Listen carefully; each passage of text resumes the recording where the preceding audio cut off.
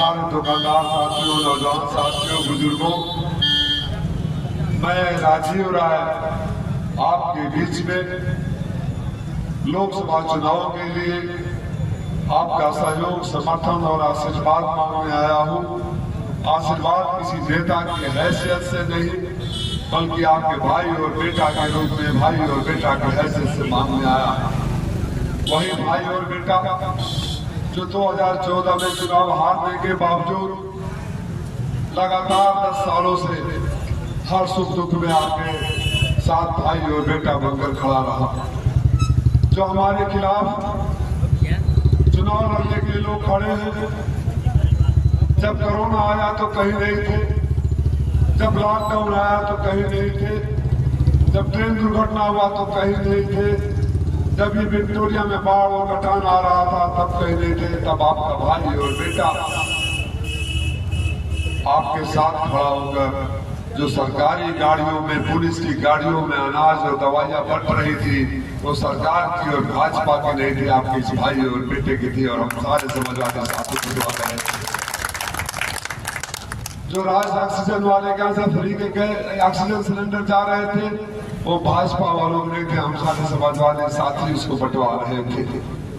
जब विक्टोरिया में बाढ़ आया, कटान आया, तो सरकार नहीं पहुंची थी, लेकिन हम लोग अपने हाथों में त्रिपाल और अनाज लेकर पहुंच गए थे वहां मदद करने।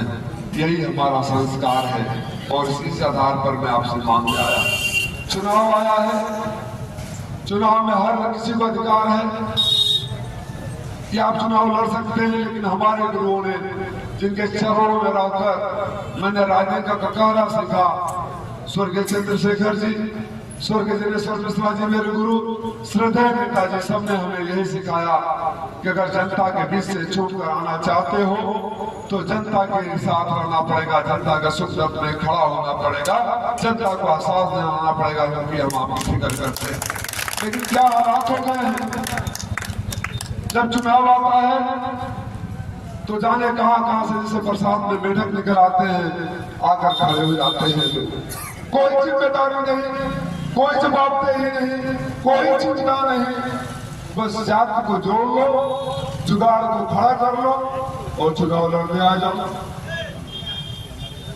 जो भारतीय जनता पार्टी समर्थित प्रत्याशी है, 2017 में बलिया से लड़े, हार गए तो 2022 में बनारस से ले गए, 2024 में घोषी आए हैं गुजरात जाने के लिए। आप उनको हराकर गुजरात जरूर भेज दीजिएगा, क्योंकि उनके पिताजी कहते हैं कि मेरा बेटा जीत जाएगा तो बहुत सारा माल दिल्ली से लेकर आएगा, मैं मंत्री बनाऊंगा और वो वहां से खूब माल लाएगा।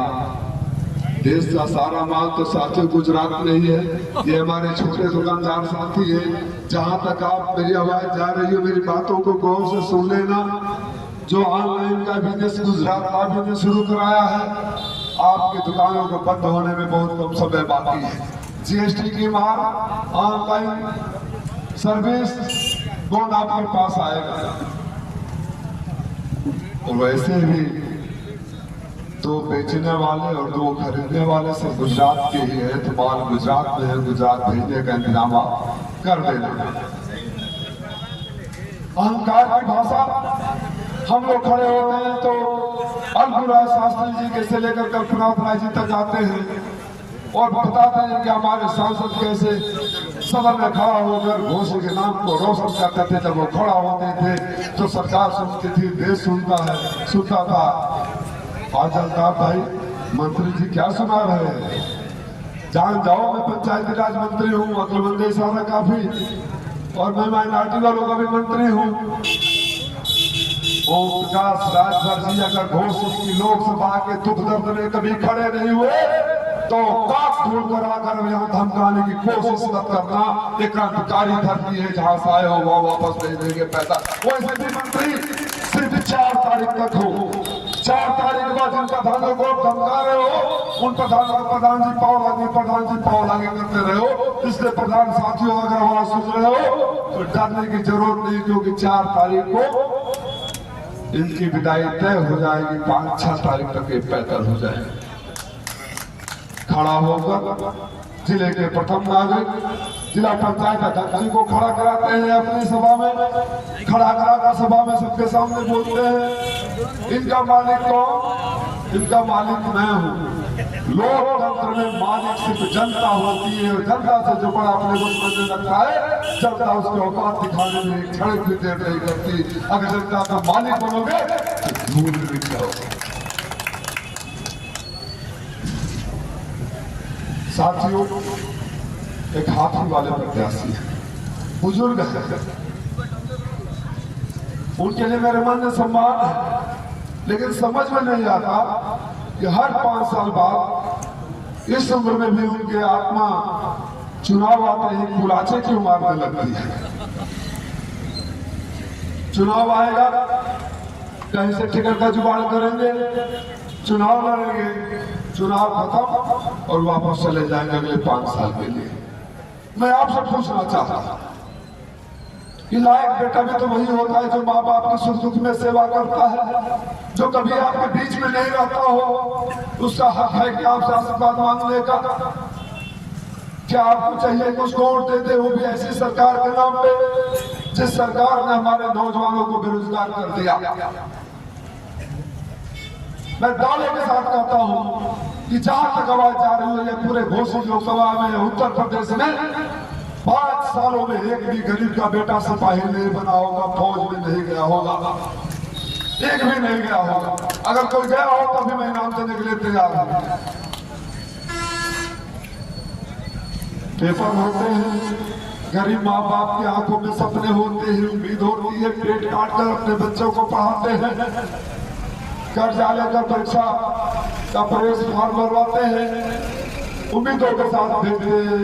बेटा जो पढ़ता है लिखता है इस उम्मीद के साथ कि अगर मेरी नौकरी हो जाएगी तो जवान बेटी बहन की शादी हो जाएगी, मेरे माँ बाप का बुढ़ापे का सहारा बन जाऊंगा, घर का दशा दशा बदल जाएगा। लेकिन कमाल की बात होती है, गुजरात भवनों का टेंडर तो एक भी फेल नहीं होता है, सारे टेंडर मिल जाते हैं, लेकिन आपके बच्चों के भविष्य से जुड़ा हुआ प्रवेश पत्र परीक्षा से पहले लीक हो जाता है। परीक्षा फॉर्म कैसे चलेगा?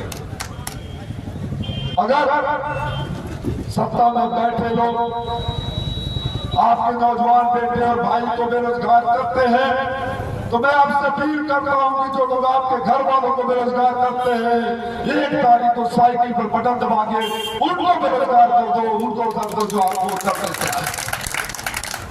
गाँव में कहते हैं, माताएं कहती है जो न मोरे राम का वो तूने काम का। क्या लेकर आए? तो इतने सारे पुथौंदा लेकर आए। जानते हो उसमें क्या था? सवाल नंबर 1, आपने कोरोना काल में इतने लाख के अनाज और दवाइयां बांटे? बोला हाँ बांटा। आपने इतने अनाथ बच्चों को गोद लिया? हाँ दिया। आपने इतने बच्चियों की शादी कराई? हाँ कराया। आपके यहाँ से रोज मरीजों का इलाज होता है और दवाइयां खर्च दी जाती है? हाँ दी जाती है। बोला ये पैसा कहाँ से आया?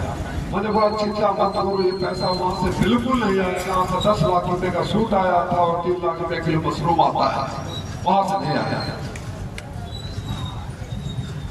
सिर्फ एक ही मकसद कहा जाता है ना, आजकल लोग बोलते हैं कि वॉशिंग मशीन में धुल जाता है भाजपा का। अरे वॉशिंग मशीन में तो वो धुलेगा जो गंदा है। मैं बेदाग था, बेदाग हूँ, बेदाग रहूंगा। मैं ये आपको वचन देता हूँ, मैं कोई पूछ सकता। 5 किलो अनाज, 5 किलो अनाज, कमाल की बात है प्रधानमंत्री जी। ये अनाज तो पहले भी मिलते थे, 2 रुपए किलो मिलते थे, 1 रुपए किलो मिलते थे। हाँ आपने 2 रुपए 1 रुपया को खत्म कर दिया। 35, 40, 50 रुपए का अनाज हो गया। इतने का जो है ना, और प्रधानमंत्री जी के फोटो पर कितना बात 200 रुपया के झोला बांटे। केहू जब व्यापारी लोग दूर बड़ा जो दुकान वाला आवाज सुनत हो जा, हमरो को आइडिया दे दिए जा कि कोनो सुनो धंधा वाला क्या कर महीना में 50 रुपए 100 रुपए लगाओ, 30 दिन 800 रुपए इस्तेमाल हो, कितना कमा ला जा? 1 महीने में 100 रुपया लगाइए और 2 महीना का खत्म होते होते 800 रुपया पा जाइए। कोई है फिर ऐसा क्या कभी मेरे दुकान खोल के बैठल रहा है? सरकार हमने 100 रुपया का अनाज दे दे और 30वां दे दे। ठीक है हमने कहा छुटाई क्या करके में लू में दुकान में उनका बेटा कर दिन भर मेहनत करता है। साथियों, विकास की बातें नेता करते हैं, चुनाव आता है तो विकास कर देंगे, विकास कर देंगे, विकास कर देंगे। बताओ मैं विकास पता न कोना दिल में घुस जाला कि विकास लोगों में न करेला। मैं आधी से अधिक दुनिया देख चुका हूं, मुझे पता है कि विकास के लिए हर जगह के आर्थिक, सामाजिक और भौगोलिक स्थिति अलग अलग होती है।